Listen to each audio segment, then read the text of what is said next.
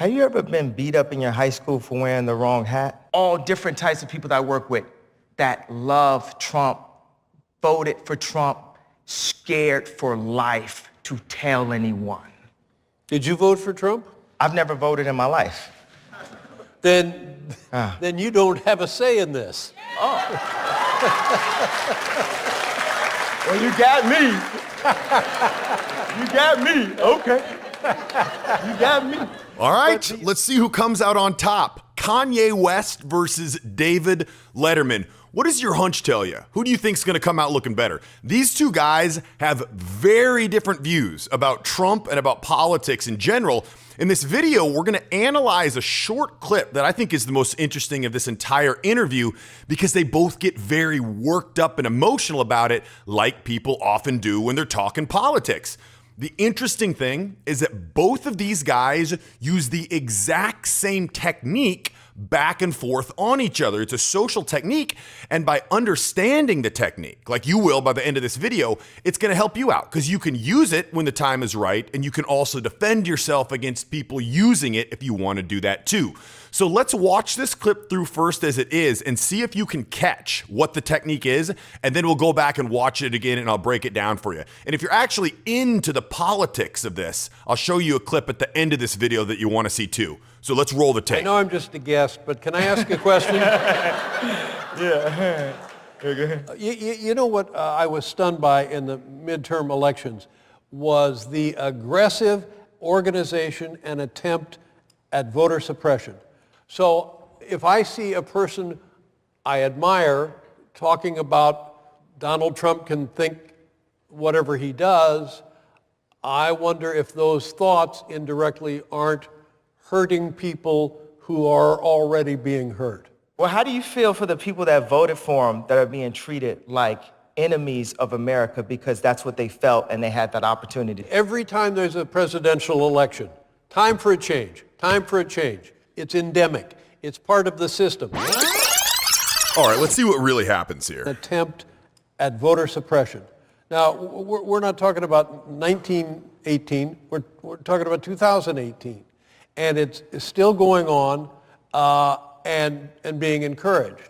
So if I see a person I admire talking about Donald Trump can think whatever he does, I wonder if those thoughts indirectly aren't hurting people who are already being hurt. Okay, so David Letterman starts out with a serious point of voter suppression, okay? He points this out in response to Kanye, who's been pro-Trump for kind of a long time. He went to see him in the White House. He's kind of known as one of the few people in Hollywood, musicians and people out there who are in favor of Trump. So this is kind of the first more serious kind of attack that Letterman has brought up. I shouldn't say attacks. It's not negative. It's just a point that goes against kind of his side. So let's see how he responds. How do you feel for the people that voted for him that are being treated like enemies of America because that's what they felt and they had that opportunity? Okay, so what does he do? What would most people do in response to Letterman's thing?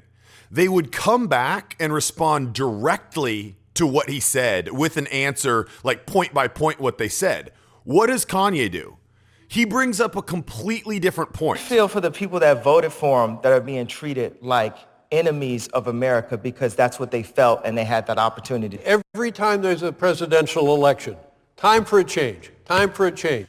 Something completely different. Is he answering at all Kanye's comment that some people who voted for Trump in some areas feel like they're enemies of the country? No, he brings up that every election, whoever's running is always saying time for a change, time for a change. So this is 2 times in a row. First Kanye did it, and then Letterman did it. And this is something that politicians do. Now, Kanye West, how many times has he been interviewed in his life? And Letterman, he was a professional interviewer. So these guys know this.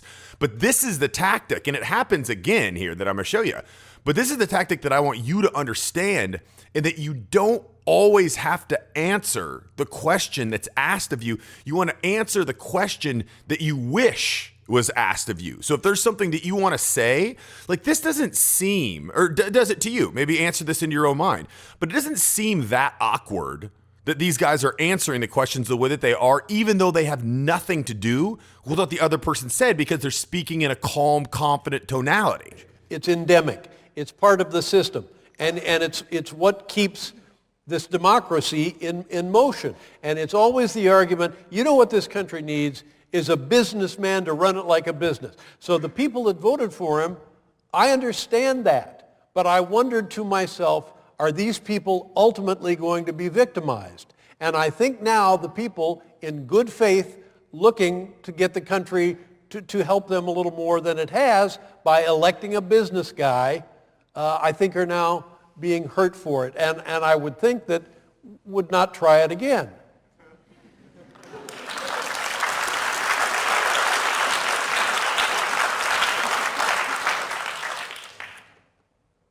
No, wait, do you think he's going to answer the question specifically? If it's par for the course, then no.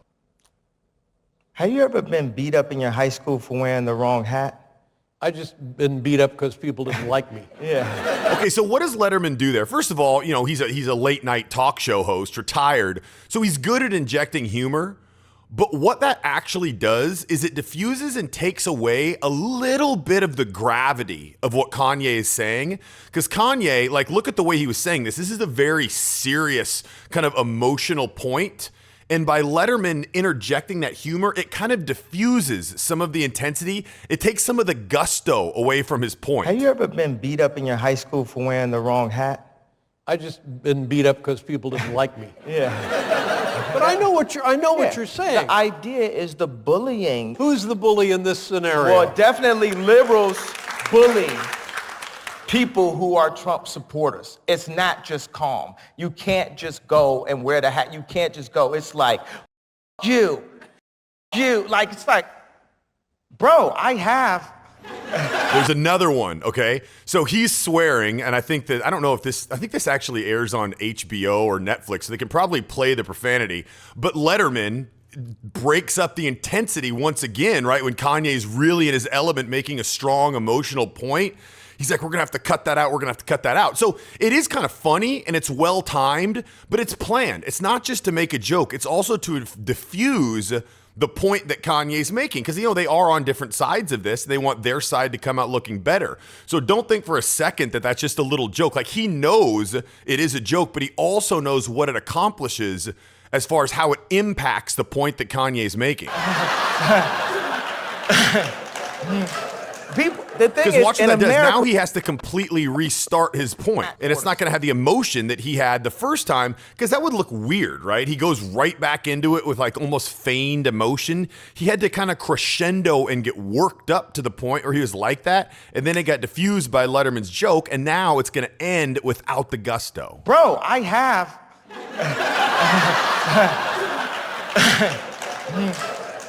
The thing is, in America, we have rights, and we have rights to open the conversation. Well, nobody's arguing that there should be an ongoing conversation. Yeah. I don't think you meet any resistance there. Things need to be talked about. Now Look at this discomfort. Yeah. When Kanye blinks about 1 million times in a second, that's a classic sign of high stress. He doesn't agree.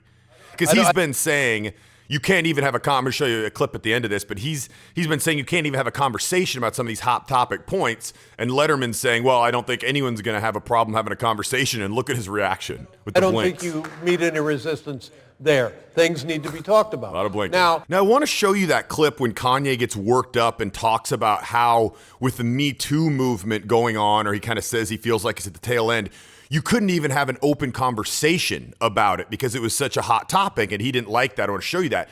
But when you watch this video, if you're thinking, oh man, that's some nitpicky stuff, I'm just trying to get a better understanding of what's going on when I'm out at happy hour, how to run people. Sometimes when I go up to people, I get a good reaction. Sometimes I don't get a good reaction. I'm not sure why. You want to be in a little more control of the way people perceive you. I don't have time to get into that in this video, but I've got a social invincibility checklist that you can get for free if you're coming from this video. You can either go to charismamatrix.com/SI checklist. I'll put a link in the description below the video right here. Or I'll put a little card, that little circle with an eye up in the right corner. You can click on and take it there. In the Me Too era, which we're still in a bit, I'm definitely supportive of the women. What I'm saying is we're not allowed to have any conversation. When you go to court, both sides can talk.